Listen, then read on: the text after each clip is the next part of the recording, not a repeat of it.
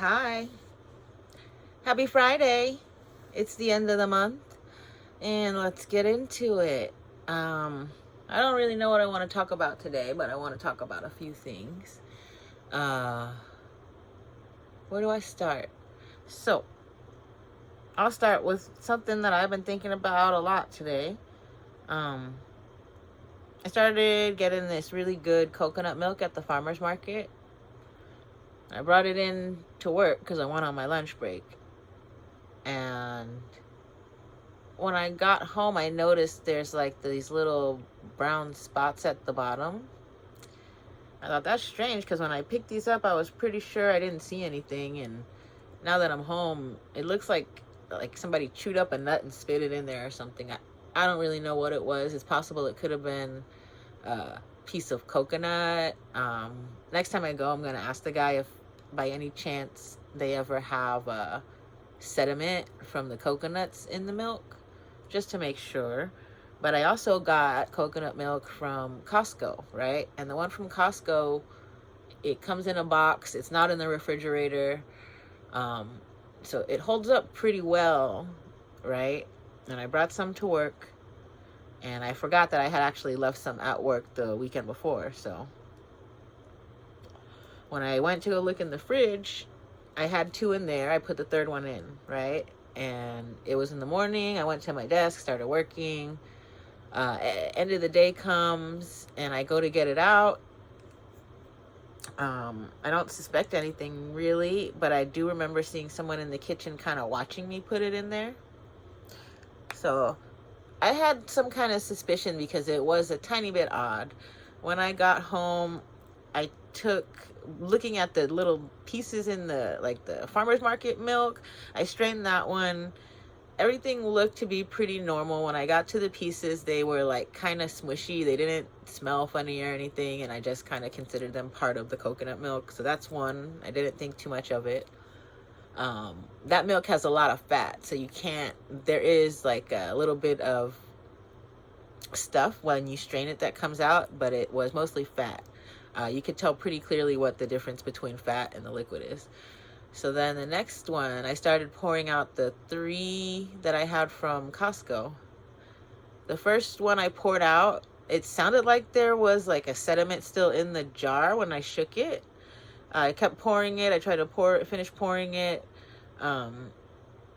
It wasn't super suspicious. It did seem a little bit like something was in it, but I went on to the next bottle. The next bottle was almost empty, so I just poured it in there. Didn't have anything in it. I got to the 3rd one, and almost immediately as I started pouring the 3rd one, I saw the strainer start filling up, and I was like, wow, that's really strange. So I poured the whole bottle in, and by the time I had finished, the strainer had collected a little puddle, and to me that puddle looked like spit, something slimy, possibly a body fluid. There is always the chance that the milk went bad, but between the time that I opened it at my house in the morning, it was brand new, and the time that I got to work, I don't think much spoilage happened. So I got it in the refrigerator as soon as I got to work, and by the time that I went home, something nasty was in it. I think that it may be somebody at my work that did it. And that's all I will say. I have heard things in my building, right? So the same building, I've been here almost 10 years now. In May, it will be 10 years. And one of the building tenants had mentioned, at least I thought I heard, right? Because sometimes I hear things, it is true, right? It's very possible. I did go through a whole episode of psychosis, I guess some people would call it. But one of the things that I heard, and I'm definitely not a person who puts bad thoughts out into the environment. So this is definitely something that I heard come from somebody. Whether it is exactly what they said or not, I don't know it to be true. But my tenants that I live in this building with, the other tenants, they like to threaten me and tell me things as part of their gang stalking activities.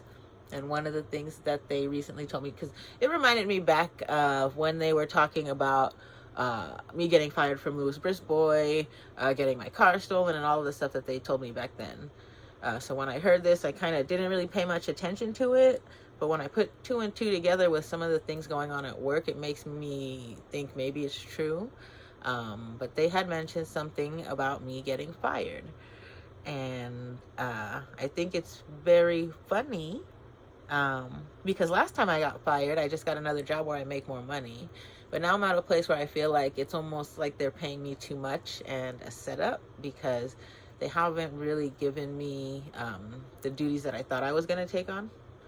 So I do think that it's a possibility that there could be some truth to what that person said. So we will find out. I think in my last video I may have mentioned it, but this is something that yesterday, 2 days ago, one of the last days I heard it. And so I wanted to document it and note it, that people in my building are commenting on what's happening at work again, right? It wasn't happening for a long time, started happening again. So that leads me to my next topic, and that is workplace mobbing. Similar to gang stalking, right? And these are things I haven't really looked into workplace mobbing that much. I just heard about it. I heard about it not too long after I learned about gang stalking. I didn't really think much of it because I was so set on it being gang stalking, finding out everything I could about gang stalking. I'm starting to think that there's similar activities. Gang stalking is more strangers on the street theater performances. Workplace mobbing is actual people that you work with who are on this service or have access to whatever website, group, club, I don't know, whatever you want to call it, whether it be on the regular web, Facebook groups, or the dark web. Whatever it is, there's a place where they're congregating, and they are targeting certain individuals that they work with, and then it's a large group. So now all the stuff that I called gang stalking at Louis Brisbois, I now realize it to be something similar to what I think is workplace mobbing, right? They were going on at the same time. There were strangers on the street when I would be walking or driving my car that would like jump out in front of me, yell things at me. And I know I live in Hollywood, I know it's very common. But there were certain situations that were extremely uncommon, uncalled for, and then almost like it was hyped up to be more than what it really was. Like one incident was at Nordstrom's Rack in downtown Los Angeles, and there was a homeless man. He didn't really look homeless, it just looked like a black man, but the way that he yelled at me, it made him sound not there in the head. So that's what made me think that he was homeless. Right, and then I think about that, and that doesn't sound right. I don't think homeless people are crazy, and I don't think that black people look homeless, but putting those two things together leads me to believe that he was homeless, which may be something I need to work on, because I dress up like I'm homeless, and I have no teeth, and I'm also black. I don't know. Stereotypes. Anyway, this man started, I came down the escalator, this man started yelling at me all kinds of stuff. They want you to leave, they want you to get out of here. And I was looking at him like, you don't know me from this, that, or the other. If you think I'm someone that I'm not, like, you're yelling at the wrong person, sir. That is not intimidating nor scary, nothing. That's nothing to me because I don't know who the fuck you are.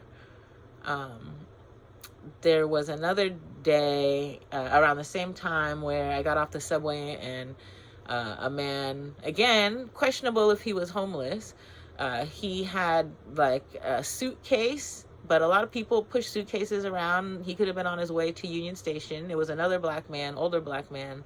He kind of reminded me of like one of my bus drivers, maybe like a retired bus driver. The time of day that it was, again, lunch break, I'm walking across the street, and he had said something to me about being under federal investigation. And I thought that was very funny because of what I was experiencing at the time and some of the things that had led me to believe, like, is it the FBI? Like, who is doing this? Who has the capabilities to do this? And I started to realize it's not necessarily someone with a lot of money who is doing it to me, the more that I think about it, I realize that it's people who have no money who are doing it for the promise of reward. Um, and social, it's like a game. I don't know if it is like an actual game on their phones. But they definitely, I know I'm not the only one, and they definitely still, even to this day, they're on the bus with me. They try to follow me. They try to see where I'm getting on and off at so they can like communicate my appearance, is what it seems like. I don't know for sure, but I see, like I've said it so many times, it's the same 5 people. There are 30 apartments in this building, and it's the exact same 5 people no matter what time of day I leave my apartment at.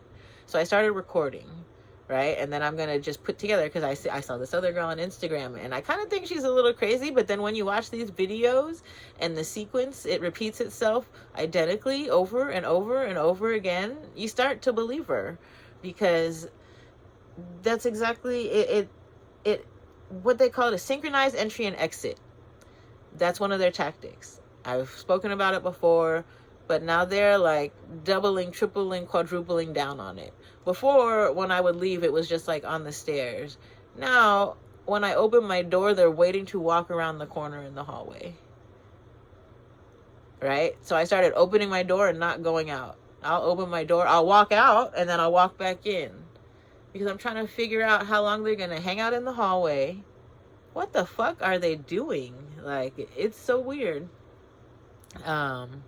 It doesn't irritate me. What it does, it makes me want to show other people, like, hey, this is the crazy ass weird shit that they do.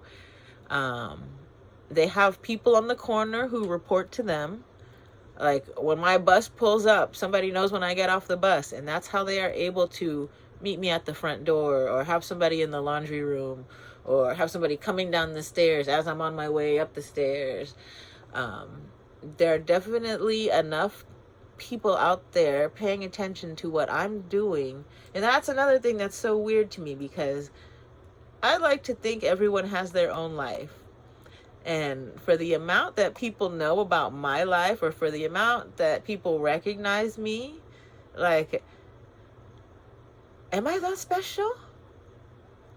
I don't know. I don't idolize celebrities, because celebrities are normal people who just did something outstanding enough for you to recognize them, outstanding enough to be recognized by a lot of people. So I don't think that they're anything that you should be like, oh, my life, I know everything there. That's weird shit.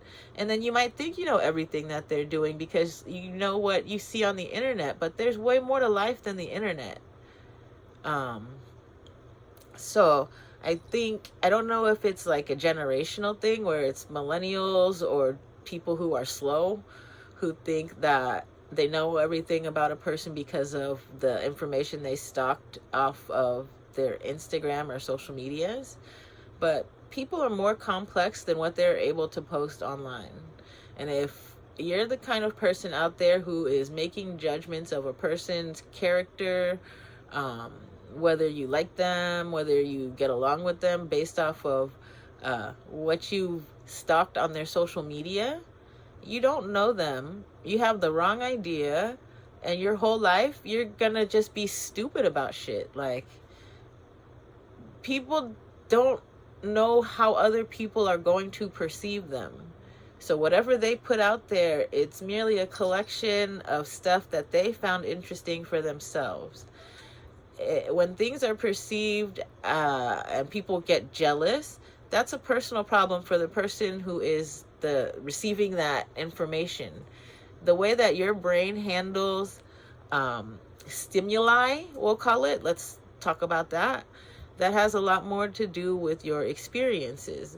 So if you have limited experiences and you're the type that follows other people because you don't have enough sense to make your own decisions, then you're gonna be stuck in life in a place that is uncomfortable. I think I am comfortable where I'm at. I'm comfortable with whatever I do. I'm comfortable with however I'm presented, because I am not the kind to put anything above anything. Like, everything is equal. Everything is not equal. You know, I know people earn things. People get titles. People put in the work and they deserve the respect. And I think the same for people who don't put in the work. So I don't know. You are the amount of work that you put into yourself. If you spend all of your day watching other people, you're not a person of your own thoughtful mind. You are whatever image you saw in front of you that you obsessed over. I don't like to obsess over other people. I used to when I was younger, I will admit it. I used to obsess over people bad because I didn't know how to communicate. And I didn't understand when communication would end on their side, what was going on. So then I would make things worse. I think I still do it now, right? But now it's like, oh, I know that you won't even take the time to understand me. So I'm just going to be me, and it's going to be hard for both of us. But I'm no longer masking at this point. I am who I am. One of the things that I enjoy, one of the ways that I get through life and I'm able to do what I do is by being honest. If you ask me a question, whether or not you like the answer, I'm going to tell you.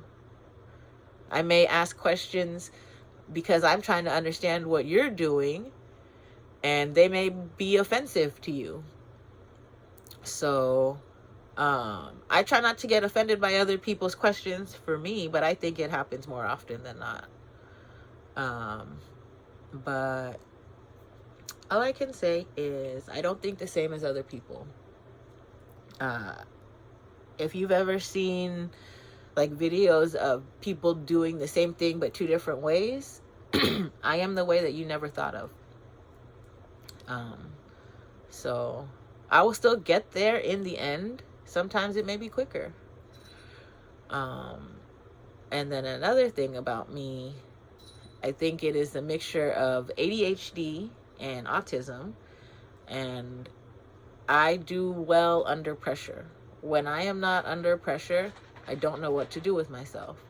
So I have realized in life I procrastinate consistently because I will get it done for sure if I have no other options. Those are just things that I know about myself. The more work someone throws on me, the more stressed out that they think that they're gonna make me, if that's what they are trying to do. What actually ends up happening is my executive functioning does work, but only once I'm overloaded. Once I'm overloaded, my executive functioning kicks in and that shit gets handled. So that's something that has happened my whole life. I can handle big projects. It is harder for me to just be given things a little bit at a time, or when people don't trust my ability to do something. So with that being said, I enjoy, that's why I think I stayed at Louis Brisbois so long, because I enjoyed challenging projects. And what they had going on over there were like, they weren't circles, they were spirals. The one side of the circle never met the other side of the circle. That line, it just kept going around in a circle and going down and down and drilling a little hole in the ground, probably to hell where some people should be. But that's the difference. Where I'm at now, things get completed. People do work. I'm able to get a lot done. But I do feel like recently today I asked a question. I asked my coworkers for help. And it's 4 o'clock in the afternoon, 4:15 in the afternoon. Most of them should still be working. We work until 5-ish. And not a single person replied. So what that says to me is I'm unlikable, but that doesn't bother me because I have a job. And as long as I have a job to do, I'm going to ask my question the best way I know how. And if you don't understand it, that's that. If you don't want to answer and help me, that's fine. But what it looks like you are being uncooperative for whatever reason. So if you can't be upfront, and that's another thing about being autistic, you can be upfront with me. I tell people all the time, tell me to shut up. I talk too much, tell me to shut up. Right? So the whole thing about me being stinky, I'm not fucking stinky. There are times where I can be stinky. A lot of times if I smell like weed, I am stinky. But as far as what these gang stalkers, work mobsters, street theater actors are doing, it started back in roller derby, and that's for sure. There was actually a girl in particular, Bomb fucking Shell Betty or whatever her name was, who I remember hearing in the bleachers behind me talk about how smelly I was. Low voice, and then indirect, wasn't directly to me, but she kept saying it over and over again to the person that she was with. So that's where the mind game started. So it does, some of it does come from roller derby. But I do know that playing roller derby, every single one of those bitches fucking smelled. All of your fucking roller derby gear smells. So for you to tell me that I'm smelly, I know some of you bitches don't wash your shit. Right? My shit gets bleached. Like clean. It's clean. It'll get bleached. It'll get sanitized. Whatever you want. My shit gets clean. So if I get smelly, right? Or even if I have a natural smell, it ain't nothing compared to not washing your fucking gear. So that's when I realized that it was just a mind game and where it started. And today I just donated to one of the girls who is raising money because her home was smoke inhabited. And I think that she may not have liked me because of like a facial expression I made at her or something that I had no control over. And I made that donation today to let her know that I have no hard feelings. And the money was given to her because she provided an education for me. She was a teacher to me. She, really, I probably could send her like $100. But because of what I went through with that league, I gave her 20. Right? And I think even $100 is not enough. She taught me a lot. I owe the Derby dolls a little bit of something for what I got from them. And I do think that she contributed to a beneficial, she helped me benefit in life. So that's why I was able to donate to her fundraiser. And I don't mind that, it's just because, what is it? I don't know. I think that fundraiser too shows a little bit about people. I think she's a well-liked person. And as far as like the gang stalking that I went to, even though it was one of her teammates that was sitting behind me telling me I was smelly, I don't think she really had much to do with it. If she did, she wasn't one of the people that was constantly in my stories. So I actually think she kind of avoided me for whatever reason, and that's cool.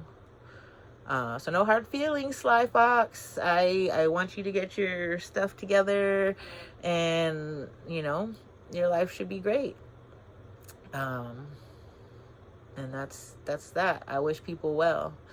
The people, I won't say the people, because people, I don't have feelings either way for you. I didn't like being watched, and the fact that I haven't spoken to, I don't think, a single one of you, maybe a couple of you, and normally it has been on my end commenting on something that you've posted, but I definitely don't go through people's stories that I don't talk to, for the most part. It's an accident sometimes, but I'm not trying to look into someone's life like that.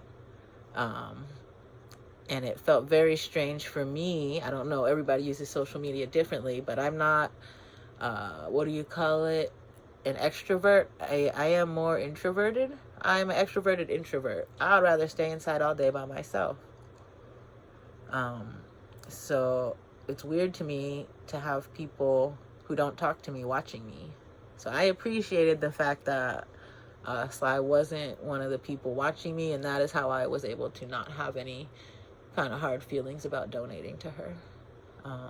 So when you go through life, think about those things. Like, are you kind to people?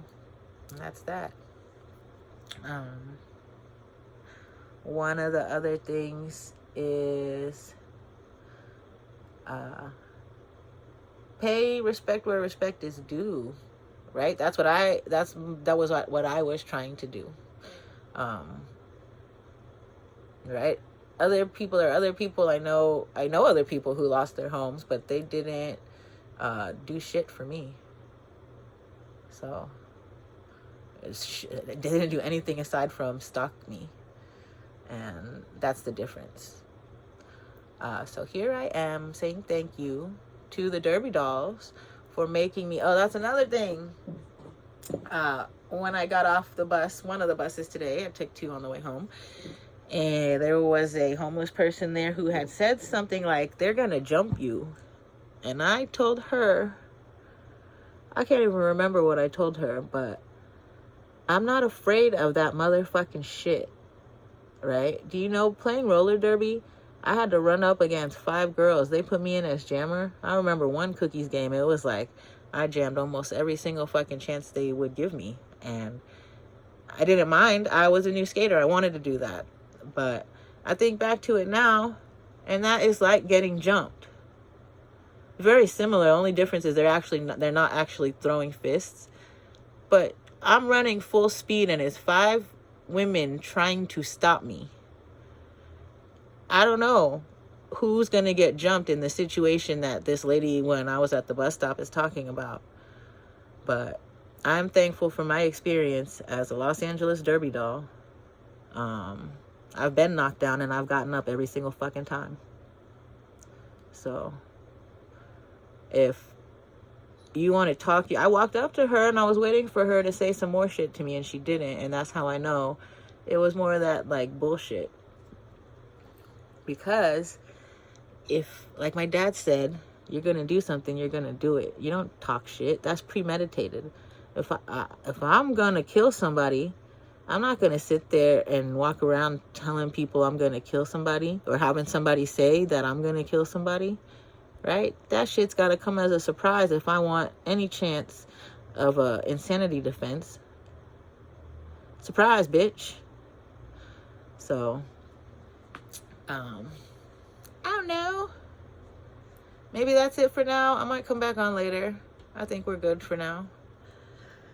I will say, this is the most calm I ever been, and you guys get so loud. The more calm I get, the less attention I pay to you. You guys are like shouting at me now on the bus. I'll do this to you, and you guys all start talking shit because it's not affecting me anymore. Right? And I saw this lady on Instagram do a glitch today. And that's the same shit I was doing the other day, because you know what it does? It stops and makes people pay fucking attention to you, and everyone's looking at you, and they're like, what the fuck is this bitch doing? And they can't figure it out. Right?